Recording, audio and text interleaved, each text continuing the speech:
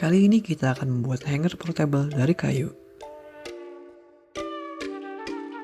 Oke, mungkin kita mulai dulu dengan kenapa sih gue pengen bikin kayak ginian. Nah, jadi gue mau bikin kayak ginian karena alasannya simpel banget. Yaitu adalah gue malas ngelipet jaket, tapi gue gak mau jaket gue ada kusutnya. Jadi gue pikir mendingan gue bikin hanger kayak gini biar bisa gue menggantungkan jaket, biar jaket gue nggak kusut.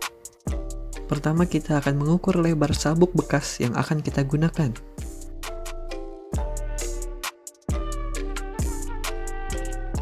Oh iya, jangan lupa ya tombol subscribe di bawah dipencet.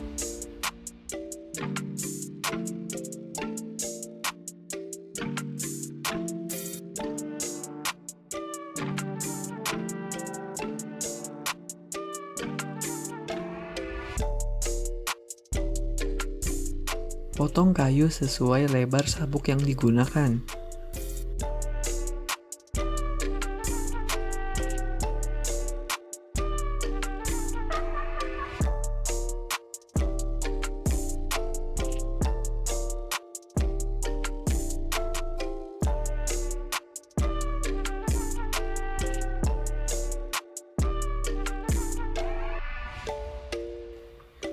Potong kayu sesuai panjang hanger.